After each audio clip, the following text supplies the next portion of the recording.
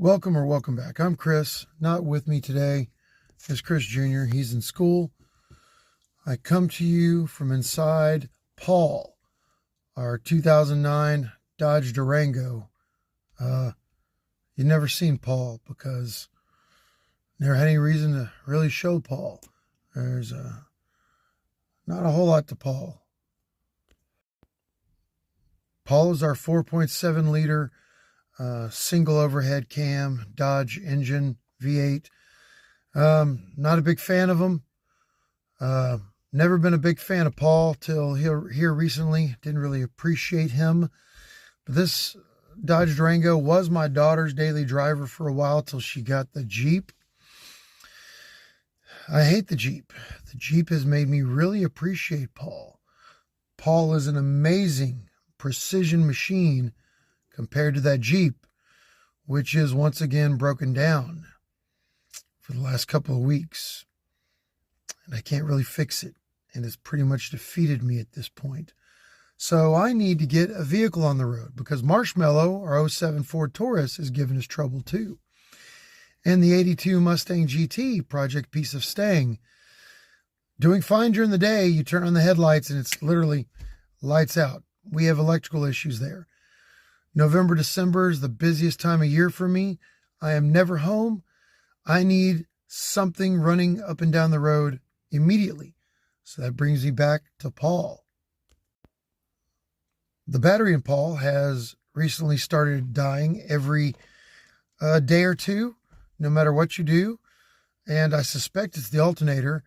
And we were using it as kind of a backup car, and now it won't go 15 minutes without a jump start. In fact, I suspect it's the alternator. I think it's sucking the battery dry almost immediately. It has to be jump started every time it turns off now, no matter how long it runs. I don't think the alternator's charging. So I'm going to jump start this thing, and I'm going to run it down to our local parts store, have an alternator and battery test run on it, buy what's needed, come back to change it, and hopefully it's just the alternator or the battery. Hopefully I can just get away with buying one of the two. And if that happens, I'm going to change it out. And then I'm going to try to get the heater to work. The heater's never worked in Paul. So let's see if this thing will start. Ooh, some electricity. It's a good sign. Oh, that's not a good sign. Nope. Paul is dead. And it has started raining. That's good. That's good. I needed the challenge. I really didn't want to work in the dry or, without some complications. I welcome the challenge, really. The moment I hooked up our cheap little Chinesium jump pack, everything came to life. That's good. Oh yeah, only took a few seconds on the jump pack. You can hear our exhaust leak, which it's always had. And now you can hear a little belt squeal, which is brand new. I cannot find my multimeter anywhere, so I can't test to see if the alternator's putting out any power or not. Drive me crazy. That thing disappeared off the face of the planet.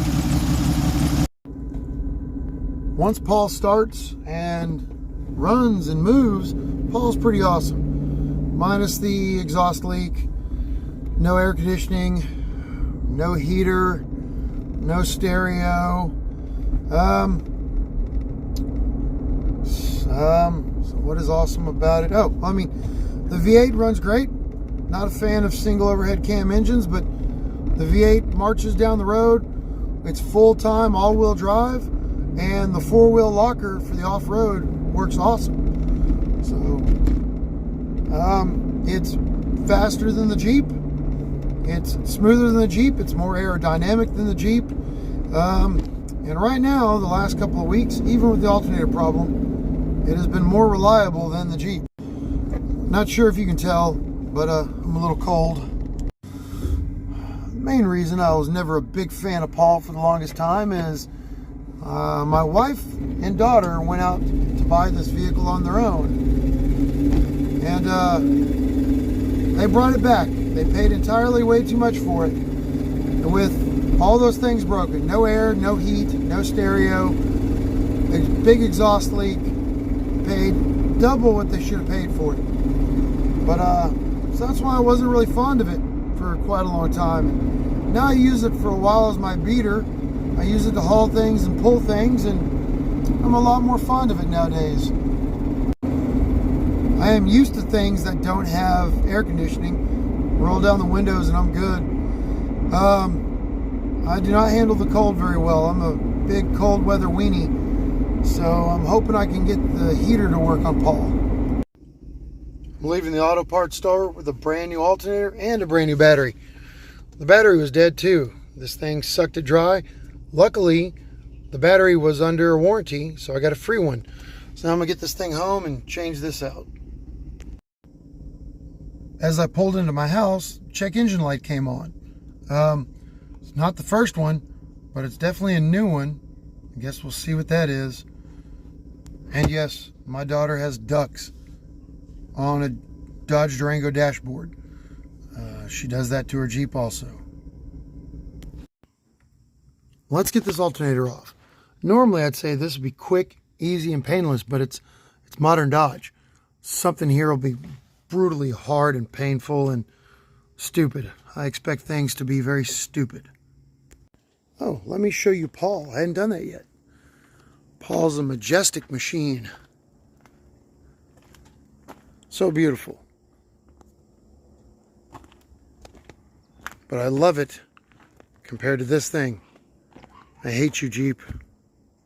Things have already gone badly. You have to remove the air box to get to the belt tensioner. When I went to pull this air tube, it came up, smacked the oil dipstick, and snapped it off inside where I can't reach it, and I can't pull it out.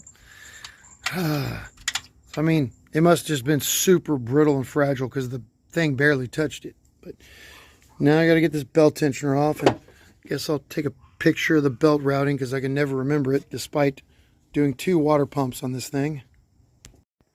From what I can see, it looks like the alternator is mounted with 2 bolts. One right here, I think it's a 15 millimeter, and one right here that looks a little smaller, like a 13 millimeter. There's no way it's that simple, right?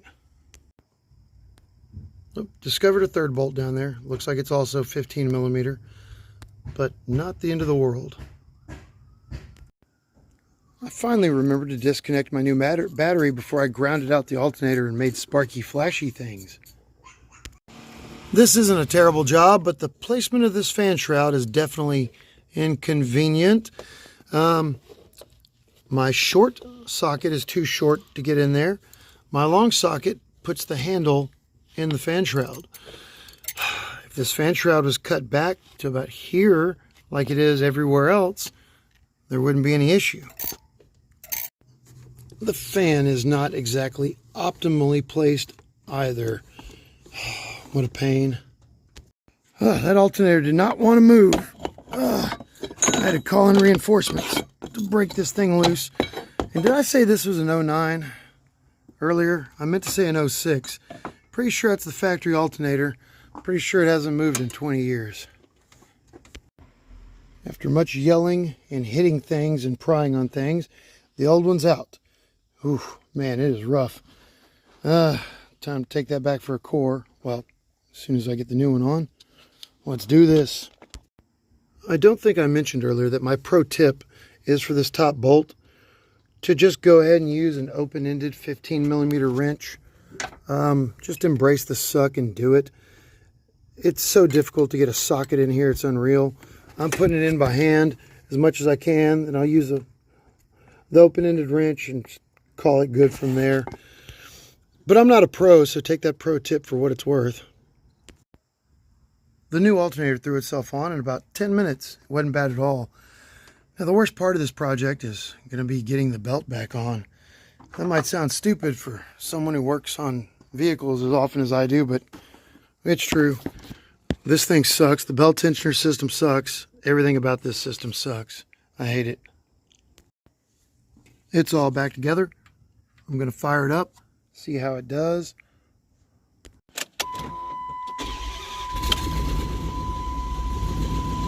Yeah, No more check engine light.